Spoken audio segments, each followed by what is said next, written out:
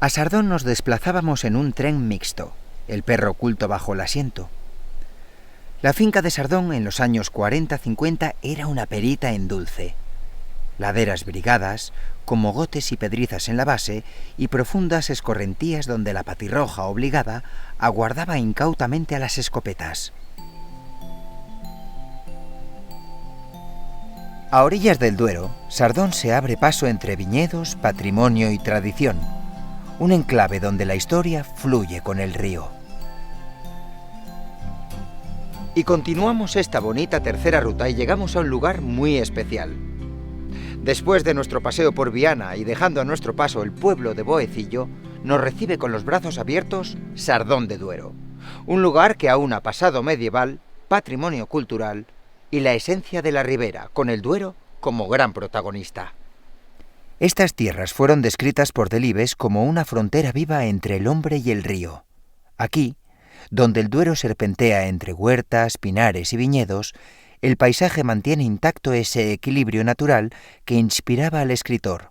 Bueno, pues toda agricultura típica de la zona, ¿no? Las remolachas, ahora cebadas, trigos, cereales, girasol, bastante cultivo de regadío, gracias evidentemente al río Duero o al canal que tenemos cerca de él, que todos chupamos, y entonces tenemos una agricultura pues bastante fuerte.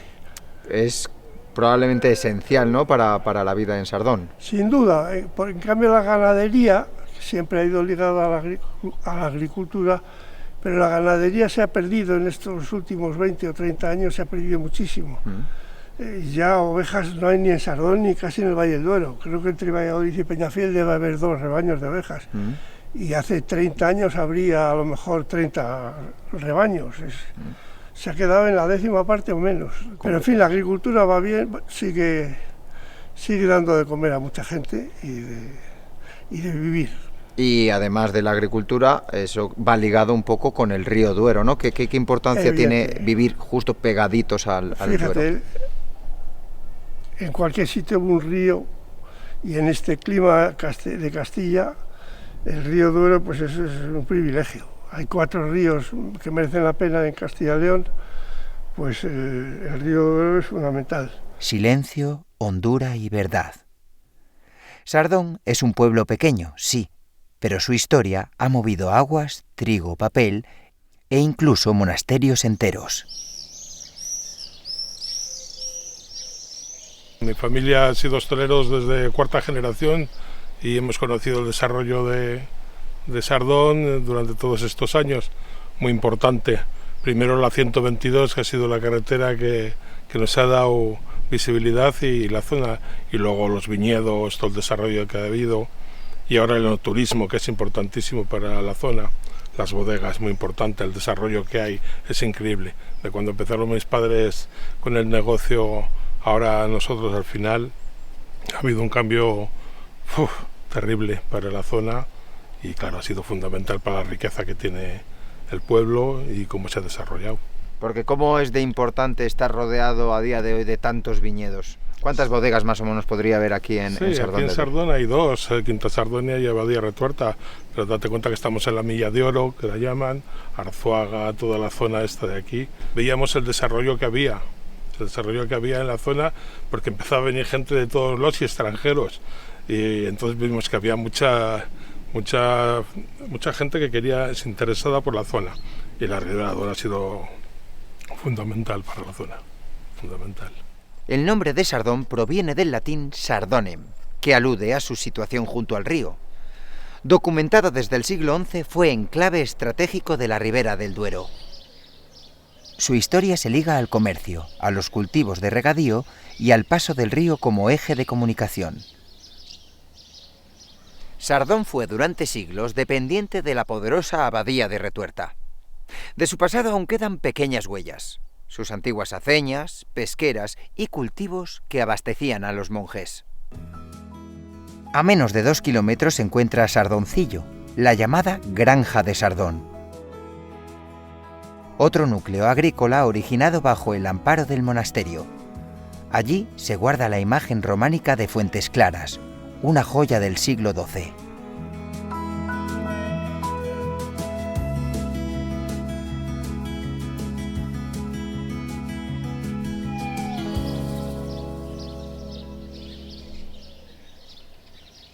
Sardoncillo, como la finca de Retuerta, era de los benedictinos, me parece recordar. Y en 1830 y tantos, en la desamortización de Mendizábal, pues se la compraron unos particulares, como todo lo de Mendizábal, y Sardoncillo era un añadido a Retuerta, es donde los frailes tenían agricultura, y en Retuerta tenían otras cosas, otro tipo de cultivos, pero aquí vivían la inmensa mayoría del caserío de Sardoncillo al caserío de Retuerta no hay 200 metros, pero sí que hay un río en medio que lo separa, el Duero, pero... Sí, que digamos que de ahí se abastecían, ¿no?, los monjes. De aquí se abastecían y se iban a rezar a su casa, que estaba al otro lado del río. La iglesia de San Juan Bautista, de origen románico, es uno de los principales monumentos de Sardón. Su ábside semicircular y sus reformas posteriores lo convierten en un edificio singular. A las afueras, el molino de Santa Eugenia recuerda la importancia de la molienda y de la energía hidráulica en la vida cotidiana del pueblo. Patrimonio que refleja siglos de esfuerzo y fe. En su interior se conservan retablos procedentes de la desamortización de Retuerta, algunos convertidos en relicarios. Son piezas únicas, silenciosas, que cuentan la historia de un templo que cayó a mediados del siglo XVIII y fue reconstruido con enorme esfuerzo por los vecinos.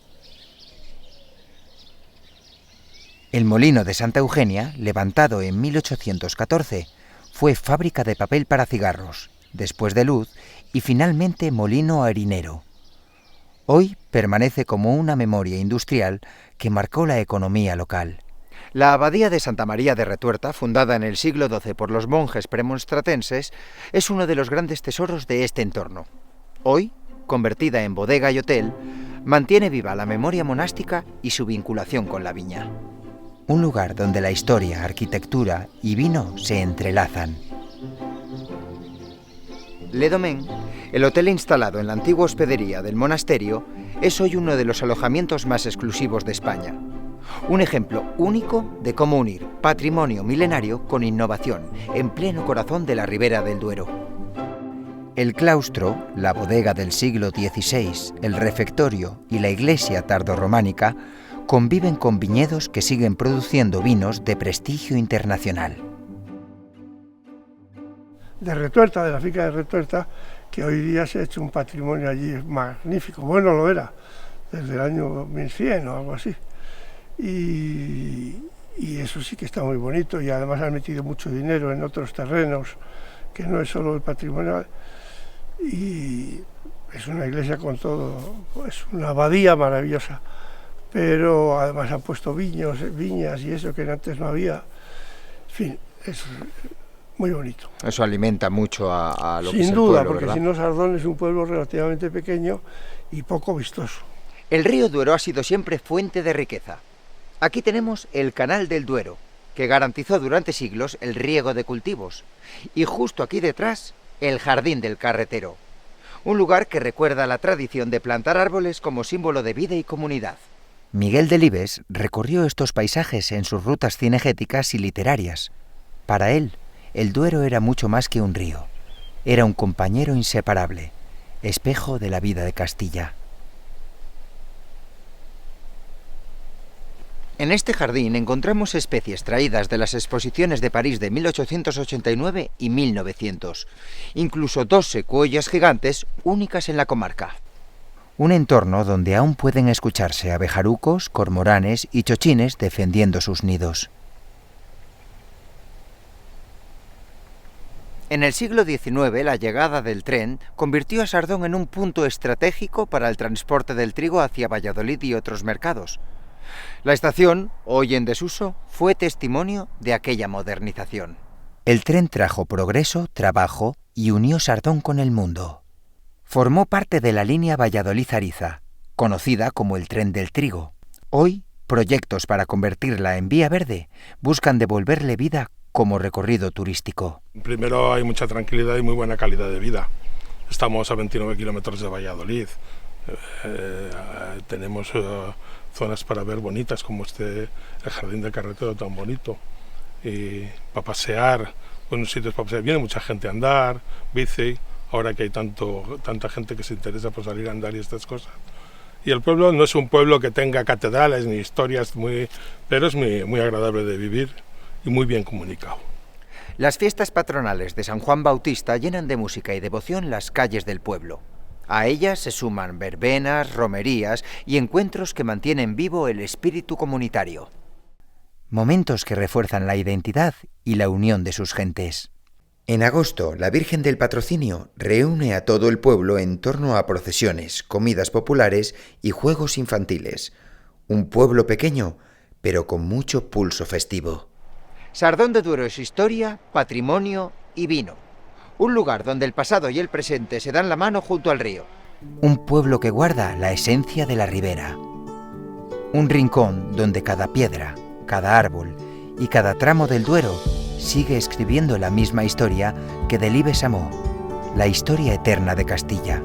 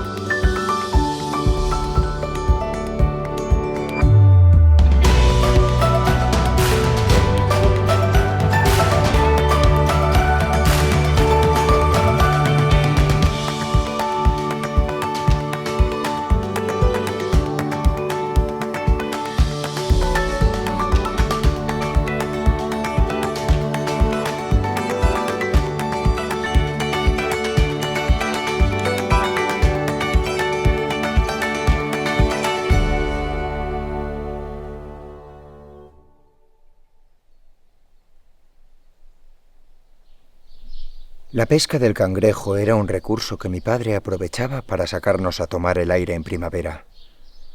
Mientras permanecíamos en Valladolid, solíamos ir a la Esgueva, bien a Renedo o valle arriba hasta Esguevillas o cualquier otro pueblo intermedio. Y llegamos al final de nuestra tercera ruta. Recién llegados de Sardón de Duero y dejando varios pueblos atrás de esta ruta, ya que en algunos hemos estado y otros los visitaremos próximamente, llegamos al corazón del Valle del Esgueva para descubrir un pueblo que fue capital comarcal y aún guarda algún secreto medieval, arte renacentista y tradición viva. Bienvenidos a Esguevillas de Esgueva. El Valle de Esgueva se extiende al este de Valladolid como una franja fértil, modelada por siglos de historia y trabajo. Aquí, los pueblos se suceden entre colinas suaves y tierras de cereal, pero Esguevillas destaca además por muchas otras cosas. Fue el punto neurálgico del valle durante la Edad Media, sede administrativa y eje de comunicaciones. Delibes conocía bien estas tierras y las recorrió cazando, observando, escribiendo, convirtiendo su paisaje en literatura viva. Situado a 31 kilómetros de Valladolid, Esguevillas se alza en la margen derecha del Valle del Esgueva. Su nombre, que evoca los riachuelos que desembocan en el río, ha cambiado a lo largo del tiempo. Esguevillas de Suso, Santiago de Esguevillas, hasta la actual denominación, reforzando su centralidad comarcal. Este lugar fue habitado por celtíberos, romanos, visigodos y árabes. Más tarde, en el siglo IX, fue fortificado por Alfonso III, formando parte de la línea defensiva del Duero. En el medievo, Esguevillas se consolidó como villa de realengo. En torno a su castillo, hoy desaparecido, crecieron barrios de artesanos y labradores, protegidos por murallas y por la iglesia de Sant Torquato. Su posición entre Valladolid y Burgos la convirtió en parada obligada de viajeros y comerciantes. Si hay un edificio que define a Esguevillas, es la iglesia de Sant Torquato, del siglo XVI. Su cabecera gótica tardía y la influencia herreriana en su portada revelan la grandeza de otro tiempo. 3 naves de piedra, bóvedas de crucería y retablos barrocos son testigos del esplendor de la villa. Aquí, en esta iglesia de Sant Torquato, encontramos una joya del siglo XIII, una virgen románica con el niño. Su sonrisa lleva acompañando a generaciones durante más de 700 años. El templo conserva un Cristo del siglo XVI y un órgano que aún resuena en las grandes celebraciones. El ayuntamiento, construido en 1893, recuerda la importancia administrativa de Esguevillas en la comarca. Si hay un edificio señero, quizás dos, el Palacio Consistorial, el Ayuntamiento, pero más importante aún es esta iglesia. Es una iglesia de planta basilical que se empezó en un gótico tardío, como se ve en estas bóvedas, y en aquella capilla del fondo de la iglesia, pero que al coincidir los años de su construcción con la construcción de la Catedral de Valladolid, que se estaba construyendo, y Juan de Herrera ser el arquitecto más importante que entonces había en Valladolid, que era la capital de España y la capital casi del mundo, porque España dominaba el mundo, pues entonces, al llegar precisamente aquí a esta zona, se pasan del gótico al neoclásico o herreriano. Y entonces esta iglesia, que nació para ser gótica, se terminó en herreriana. Pero mi vinculación con ella es enorme. La tengo un cariño especial. ¿Y por qué cree que se genera ese vínculo, al igual que se ha creado con usted, que se genera con la gente del pueblo? Pues bien, en la iglesia yo podría decir que muchas de las imágenes tienen recuerdos especiales para algunas de las personas. Por ejemplo, tenemos en aquella parte de allá un San Roque, que es el patrono, el protector de la peste, y Esguevillas, en el siglo XIX, fue el pueblo de la provincia de Valladolid que más afectó la peste, hasta tal punto que prácticamente murieron 2 médicos en el pueblo, en aquel mes y pico que duró, el mes de agosto de 1885. Era el cólera, entonces decían peste, era el cólera. Y otras vírgenes, por ejemplo, la Virgen del Rosario, que creo que tiene bastante importancia en esta iglesia, porque creo que los dominicos tuvieron una influencia grande en el pueblo. En la parte alta del pueblo se alza la ermita de San Vicente Ferrer, desde donde se bendicen los campos, y las viejas casonas, con bodegas subterráneas, recuerdan el paso que tuvo el vino en la economía local. Los chozos de cazadores, dispersos por los montes cercanos, son testigos de otra forma de vida ligada al campo. Y si preguntas por el pilón de San Vicente, los mayores aún cuentan que el santo hizo brotar agua con un golpe de su bastón.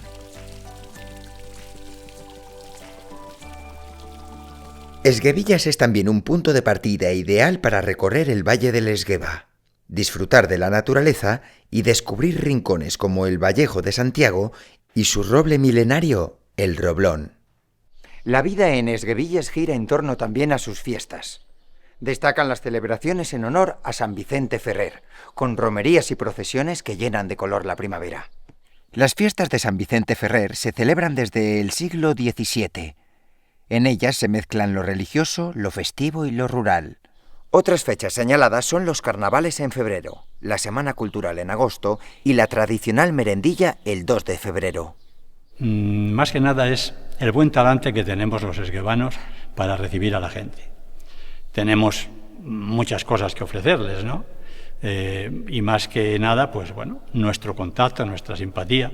Tenemos una buena bodega con buenos vinos y otras muchas bodegas que tenemos en el pueblo que son muy particulares, muy personales y que también hacen buen vino y están dispuestos a compartirlo con los que llegan.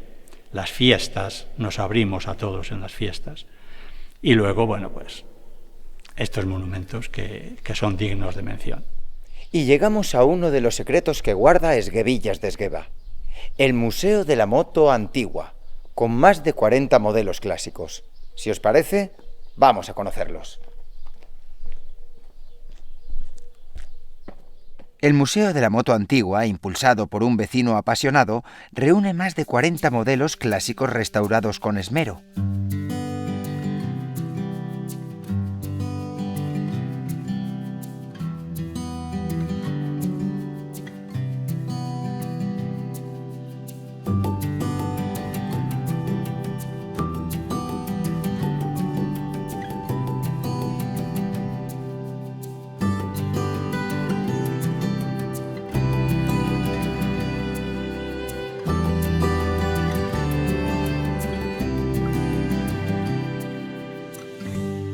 cuando comenzaste a crear este museo, ¿creías que iba a tener tanta repercusión? Pues la verdad es que no. La verdad es que esto surgió una idea así un poco rápida y no pensé que iba a tener tanta repercusión, la verdad. ¿Y por qué decidiste que fuera en Esguevillas? Bueno, la decisión no es que la decidí yo. O sea, que esto fue mediación de un amiguete que compró estas motos y tal, y me dijo que como sabía que me gustaban mucho las motos y tal, me los puso estando aquí en el ayuntamiento. Dice, mira, dice José Luis, dice Peque, que me llaman aquí, ¿no? Dice, mira, he comprado todas estas motos, ¿te interesa que las pongáis en algún lado? Os las presto y tal. Y así surgió la idea. El ayuntamiento nos hizo este local, nos le reparó un poquito y aquí metimos estas 32 motos que tenéis aquí. ¿Y crees que el turismo, gracias al Museo de la Moto, ha crecido mucho en Esguevillas? Por supuesto que sí. Además, todos los fines de semana, o sea que los domingos, que es cuando abrimos, de 10 a 2, es el horario, prácticamente esto siempre vienen motos. No hay un domingo que no haya alguna moto. A lo mejor te vienen 12, otras veces te vienen 40, otras veces... Pero siempre hay motos, siempre, todos los domingos, cuando nunca había pasado por aquí motos. Sí. Y a nivel nacional nos conoce toda España, no es que quiera dármelas de nada, ¿sabes? Pero a nivel nacional, gracias a esto de la moto, gracias también a muchos colaboradores, todo hay que decirlo, claro. A Pingüinos, a La Leyenda Continúa, a Tordesillas y tal, a los de... ahora no caigo yo en Tordesillas, Motauros y tal, pues todo esto pues nos conoce mucha gente, gracias a esta gente. Y más o menos, no sé si sabes hacer el cálculo, ¿cuánta gente crees que al año puede pasar por este museo? Eso no sabría hacerte el cálculo, pero muchísima gente. El cálculo exacto no te lo sabría decir, porque es que luego hacemos también quedadas moteras. Luego hay muchos que, por ejemplo, el jubileo motero ha pasado por aquí, que es del arzobispado, y pues pasaron, pues no sé decirte, a lo mejor 600 personas o, ¿sabes? Muchísimas. Bueno, entonces no te puedo decir... Porque claro, mira, ahora por ejemplo Motoabuelas, que es de motos clásicas, que lo hacen en un pueblo que se llama, de un pueblo de Aranda de Duero. El pueblo ahora no me sale el pueblo el que es, pero son todas motos clásicas y van a venir aquí. Esto lo hacen el penúltimo fin de semana de agosto. Y lo hacemos la nuestra, que es el último fin de semana de agosto. Y lo hacemos también en todo tema relacionado con la moto clásica. Que toda la persona que le guste la moto clásica, que venga aquí a Esguevillas, que aquí va a encontrar mucha marca española, claro está, pero la mayoría motos clásicas. Invito a toda esta gente que nos guste la moto clásica, tiene que ser. Si no te gusta la moto clásica, pero vamos, si te gusta la moto también, pásate por Esguevillas. Pero la historia de la moto. La historia de la moto, efectivamente. Pero siempre en moto clásica, nosotros es lo que nos gusta. Si decimos Esguevillas de Esgueva, también deberíamos decir pueblo de sabor, ya que rico en chorizos, morcillas, lomos y su famoso lechazo. Y para los más golosos, tortas de chicharrones y orejuelas. Esguevillas de Esgueva. Historia, arte, tradición y naturaleza en el corazón del valle. Yo creo que don Miguel Delibes tiene con el mundo rural una vinculación grandísima. Y he podido comprobar en sus libros que él se empapaba como una esponja de la cultura de los pueblos. Asimilaba incluso su propio lenguaje. O sea que él muchas veces habla como hablaban en los pueblos. Y entonces pinta a la gente de los pueblos, la describe como si en vez de una pluma fuera un cuadro al óleo. Ya digo, él se empapaba de la cultura rural y luego la transmitía en sus libros. Es una maravilla.